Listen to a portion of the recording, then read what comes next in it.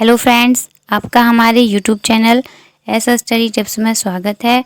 और इस वीडियो में हम पर्यावरण पर आधारित कुछ महत्वपूर्ण प्रश्न पढ़ेंगे जो कि आपके यूपीटीटी, सीटेट और रीट के एग्ज़ाम के लिए बहुत ही हेल्पफुल हैं। तो चलिए हम अपना वीडियो स्टार्ट करते हैं। वीडियो शुरू करने से पहले हमारे चैनल को सब्सक्राइब ज़रूर कर लें।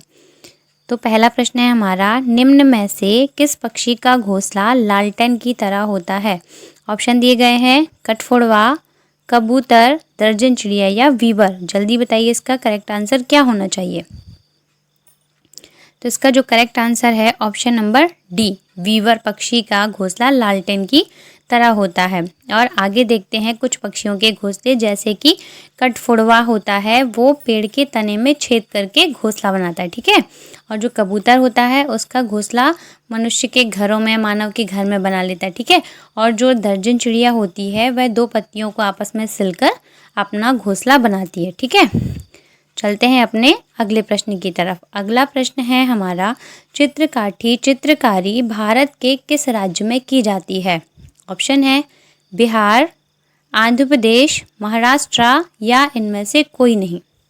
जल्दी बताइए इसका क्या करेक्ट आंसर होना चाहिए। तो इसका जो करेक्ट आंसर है वो है ऑप्शन नंबर सी, महाराष्ट्र में चित्रकारी की जाती है, ठीक है। कहाँ पर? महाराष्ट्र में।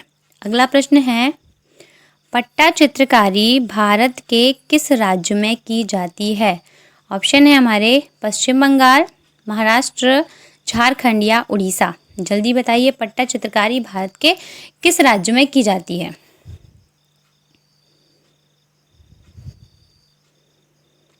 तो इसका जो करेक्ट आंसर है ऑप्शन नंबर डी, उड़ीसा में पट्टा चित्रकारी की जाती है। कहाँ पर की जाती है? उड़ीसा में, ठीक है। कहाँ पर? उड़ीसा में। अगला प्रश्न है, टिन जमीन का संबंध किस राज्य से है? मिजोरम, मणिपुर, असम या छत्तीसगढ़। जल्दी बताइए टिन जमीन का संबंध किस राज्य से है। एनसीईआरटी बेस्ड क्वेश्चन है, जल्दी बताइए। तो इसका जो करेक्ट आंसर है वो है option number A, Mizoram. Tin जमीन का संबंध मिजोरम राज्य से है। कहाँ से है? मिजोरम राज्य से, ठीक है। अगला प्रश्न है, दिलीप तिर्की का संबंध है, वे एक स्वतंत्रता सेनानी थे, हॉकी से, फुटबॉल से या बॉक्सिंग से। जल्दी बताइए जो दिलीप तिर्की हैं उनका संबंध किस खेल से था, वो किस खेल से संबंधित थे। इसका जो करेक्ट आंसर है option number B, Dilip Tirkey का संबंध हॉकी से है। किससे है? हॉकी से। याद रखिएगा, बहुत ही इंपॉर्टेंट क्वेश्चन है। अगला प्रश्न है हमारा, बहुत ही सिंपल और महत्वपूर्ण प्रश्न, पर्यावरण दिवस कब मनाया जाता है? 5 जून, 10 दिसंबर, 5 अगस्त या 5 अक्टूबर को। सभी को मालूम होगा कि पर्यावरण दिवस कब मनाया जाता है। इसका जो करेक्ट आंसर है ऑप्शन नंबर ए, 5 जून को पर्यावरण दिवस मनाया जाता है। ऑप्शन नंबर ए बिल्कुल करेक्ट आंसर, ठीक है। अगला प्रश्न है, राजाजी नेशनल पार्क किस जानवर के लिए प्रसिद्ध है? हाथी, घोड़ा, शेर या भालू। जल्दी बताइए जो राजाजी नेशनल पार्क है वह किस जानवर के लिए सबसे अधिक प्रसिद्ध है? कौन सा जानवर वहाँ पर अधिक मात्रा में पाया जाता है? तो इसका जो करेक्ट आंसर है option number A, Rajaji national park हाथी के लिए प्रसिद्ध है, ठीक है। किसके लिए प्रसिद्ध है? हाथी के लिए। अगला प्रश्न है, निम्न में से जड़ों के उदाहरण हैं, गाजर, मूली, चुकंदर, शलजम या उपरोक्त सभी। जल्दी बताइए कि जो ये ऑप्शन दिए गए हैं इसमें से कौन जड़ों के उदाहरण के अंतर्गत आते हैं। तो इसका जो करेक्ट आंसर है वो है ऑप्शन नंबर डी, गाजर, मूली, चुकंदर और सलजम ये सभी जड़ों के उदाहरण हैं, ठीक है। ऑप्शन नंबर डी बिल्कुल करेक्ट आंसर है। अगला प्रश्न है, सरसों का साग एवं मक्के की रोटी कहाँ प्रसिद्ध है या कहाँ पर खाई जाती है? हरियाणा, पंजाब, मध्य प्रदेश या झारखंड। जल्दी बताइए सरसों का साग एवं मक्के की रोटी कहाँ पर प्रसिद्ध है, किस राज्य में प्रसिद्ध है। इसका जो करेक्ट आंसर है वो है ऑप्शन नंबर बी, पंजाब में सरसों का साग और मक्के की रोटी खाई जाती है। ठीक है, याद रखिएगा। अगला प्रश्न है, निम्न में से किस जीव की देखने की शक्ति बहुत कमजोर होती है लेकिन उसमें सूंघने की शक्ति बहुत तेज होती है? ऑप्शन है चूहा, बिल्ली, गिलहरी या कुत्ता। जल्दी बताइए, ऐसा कौन सा जीव है जिसकी देखने की शक्ति बहुत कम लेकिन सूंघने की शक्ति बहुत तेज होती है? इसका जो करेक्ट आंसर है वो है ऑप्शन नंबर ए, चूहा। इसकी देखने की शक्ति बहुत कम और सूंघने की शक्ति बहुत तेज होती है। ठीक है। अगला प्रश्न है, कार्तिक पूर्णिमा को कपिल मुनि का मेला किस राज्य में लगता है? राजस्थान, महाराष्ट्र, पंजाब या हरियाणा। जल्दी बताइए, कपिल मुनि का जो मेला कार्तिक पूर्णिमा को लगता है वह किस राज्य में लगता है? तो इसका जो करेक्ट आंसर है वो है ऑप्शन नंबर ए, राजस्थान में कपिल मुनि का मेला कार्तिक पूर्णिमा को लगता है। ठीक है। अगला प्रश्न है, पानी में यात्रा के लिए फेरी का प्रयोग किया जाता है किस राज्य में? केरल, कर्नाटक, गुजरात या राजस्थान। किस राज्य में फेरी का प्रयोग पानी में यात्रा करने के लिए किया जाता है? जल्दी बताइए, किस राज्य में किया जाता है? इसका जो करेक्ट आंसर है ऑप्शन नंबर ए, केरल में पानी में यात्रा के लिए फेरी का उपयोग किया जाता है। ठीक है। अगला महत्वपूर्ण प्रश्न, स्थानांतरित कृषि को तमराई कहाँ बोला जाता है? ऑप्शन है हमारे आंध्र प्रदेश, थाईलैंड, म्यांमार या इनमें से कोई नहीं। हम स्थानांतरित कृषि को तमराई किस राज्य में बोलते हैं? तो जो स्थानांतरित कृषि है उसको तमराई थाईलैंड में बोला जाता है। ऑप्शन नंबर बी इसका बिल्कुल करेक्ट आंसर। ठीक है, ऑप्शन नंबर बी, थाईलैंड। ठीक है। अगला प्रश्न है, शेर के बच्चे को क्या कहते हैं? बन्नी, मेमना, टैडपॉल या शावक। शेर के बच्चे को क्या कहते हैं?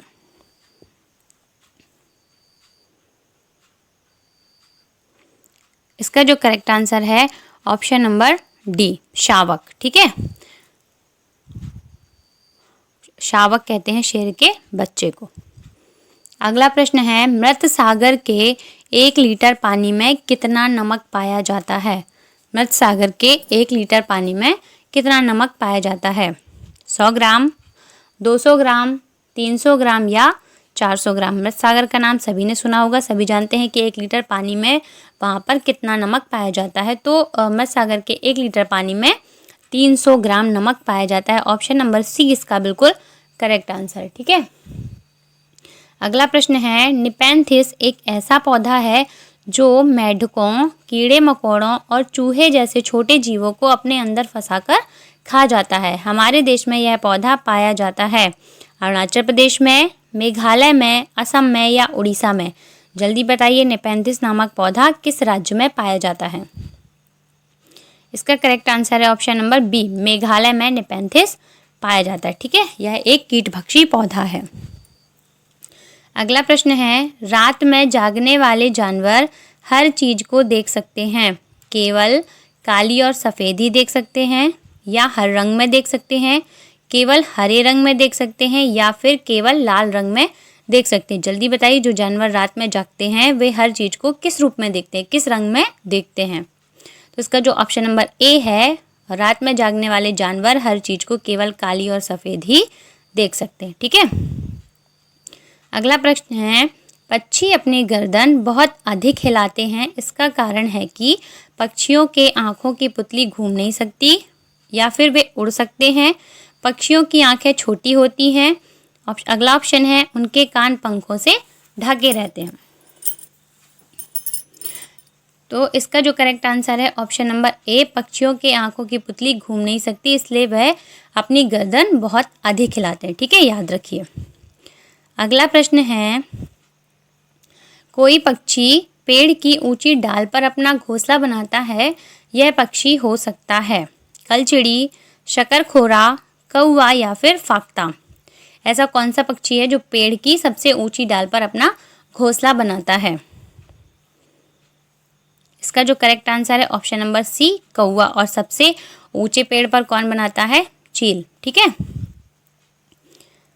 अगला प्रश्न है, जम्मू कश्मीर की शीतकालीन राजधानी है हरियाणा, जम्मू, श्रीनगर या शिमला? हमें बताना है जम्मू कश्मीर की शीतकालीन राजधानी कौन सी है।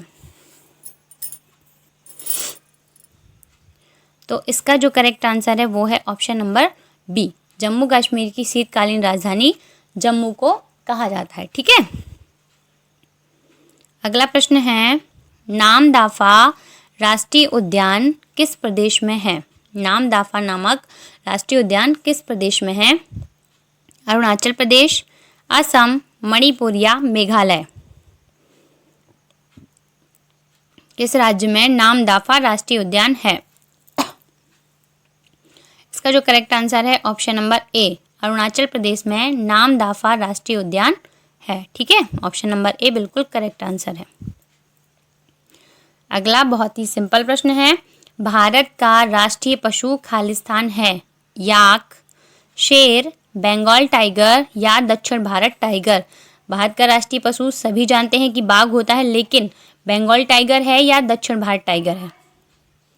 जल्दी बताइए, इसका करेक्ट ऑप्शन क्या होना चाहिए? इसका जो करेक्ट आंसर है वो है option number C, Bengal tiger Bharat का राष्ट्रीय पशु है। ठीक है, अगला प्रश्न है, मिट्टी की दीवार वाले अधिकांश घरों को निम्न में से किसके साथ पेंट किया जाता है? केवल गाय के गोबर से, गाय के गोबर और चूने से, चूने और मिट्टी से या गाय के गोबर और मिट्टी से? सभी जानते हैं जो मिट्टी की दीवारें होती हैं उनको हम किसके साथ पेंट करते हैं जिससे वह सुरक्षित रहती हैं? गाय के गोबर और मिट्टी से, जिससे दीवारों में कीड़े नहीं लगते। ठीक है, ऑप्शन नंबर डी इसका बिल्कुल करेक्ट आंसर है।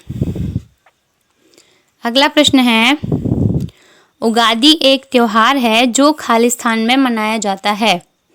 केरल में, आंध्र प्रदेश में, अरुणाचल प्रदेश में या तमिलनाडु में? उगादि नामक एक त्योहार है, हमें बताना है कि वह किस राज्य में मनाया जाता है। इसका जो करेक्ट आंसर है option number B, Andhra Pradesh में उगादि जो एक त्योहार है वह आंध्र प्रदेश में मनाया जाता है। ठीक है, अगला प्रश्न है, बिलीगिरी रंगा मंदिर वन्यजीव अभयारण्य किस प्रदेश में है? बिलीगिरी रंगा मंदिर वन्यजीव अभयारण्य किस प्रदेश में है? केरल, तमिलनाडु, कर्नाटक या फिर आंध्र प्रदेश? बताइए किस राज्य में बिलीरंगा मंदिर वन्यजीव अभयारण्य है। इसका जो करेक्ट आंसर है ऑप्शन नंबर सी, कर्नाटक में। ठीक है, याद रखिएगा कर्नाटक में है। अगला प्रश्न है, केंद्रीय प्रदूषण नियंत्रण बोर्ड द्वारा आवासीय क्षेत्रों में अधिकतम ध्वनि सीमा कितनी हो सकती है?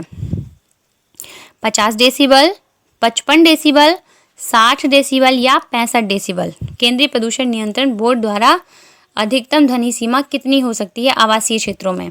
तो इसका जो करेक्ट आंसर है वो है ऑप्शन नंबर बी, 55 डेसिबल। ठीक है, कितनी होनी चाहिए अधिकतम ध्वनि सीमा? 55 डेसिबल। अगला प्रश्न है, किस प्रदेश में विश्व धरोहर में शामिल टाइगर रिजर्व है? उत्तर प्रदेश, असम, हिमाचल प्रदेश या फिर उत्तराखंड? विश्व धरोहर में शामिल जो टाइगर रिजर्व है वह किस राज्य में है? इसका जो करेक्ट आंसर है वो है असम। विश्व धरोहर में शामिल टाइगर रिजर्व असम राज्य में है। ठीक है, अगला प्रश्न है, विटामिन के की कमी से क्या होता है? पाचन में समस्या, रक्त जमावट में समस्या, कैल्शियम मेटाबॉलिज्म में समस्या या उपरोक्त तीनों समस्याएं विटामिन के की कमी से होती है। जल्दी बताइए विटामिन के की कमी से कौन सी समस्याएं होती हैं? तो इसका जो करेक्ट आंसर है ऑप्शन नंबर डी, ये तीनों समस्याएं विटामिन के की कमी से होती हैं। ठीक है, अगला प्रश्न है, एक सींग वाला गेंडा अब किस राज्य में पाया जाता है? महाराष्ट्र, गुजरात, उत्तर प्रदेश या फिर असम? सभी जानते हैं एक सींग वाला गेंडा के लिए जो काजीरंगा राष्ट्रीय उद्यान है वह कहाँ पर है? इसका जो करेक्ट आंसर है ऑप्शन नंबर डी, असम में। एक सींग वाला गैंडा अब किस राज्य में है? असम में। ऑप्शन नंबर डी इसका बिल्कुल करेक्ट आंसर है। अगला और वीडियो का आखिरी प्रश्न, ये थे कुछ टॉप 30 प्रश्न और जल्दी बताइएगा आपका कमेंट आपके स्कोर कितना रहा। तो ये प्रश्न है, किसने कहा प्ले एक प्राकृतिक प्रवृत्ति है? मारिया मॉन्टेसरी, कॉल्डवेल कुक, पियाजे या थॉर्नडाइक? किसने कहा था कि प्ले एक प्राकृतिक प्रवृत्ति है? तो इसका जो करेक्ट आंसर है वो है option number B, Caldwell Cook ने कहा था एक प्राकृतिक प्रवृत्ति है। ठीक है, तो चलिए हम अपना वीडियो क्लोज कर रहे हैं। आशा करते हैं यह प्रश्न आप लोगों के लिए बहुत ही हेल्पफुल हैं। कमेंट करके अपना स्कोर ज़रूर बताएं कि आपके आउट ऑफ 30 कितने क्वेश्चन करेक्ट रहे। ठीक है, और चैनल को, अगर वीडियो पसंद आया हो तो चैनल को सब्सक्राइब ज़रूर करें। और आप सभी लोगों का हमारा वीडियो देखने के लिए बहुत बहुत धन्यवाद। Thanks guys, thanks for watching this video. Bell icon press करें जिससे आपको नई वीडियो का नोटिफिकेशन मिल सके। Thank you.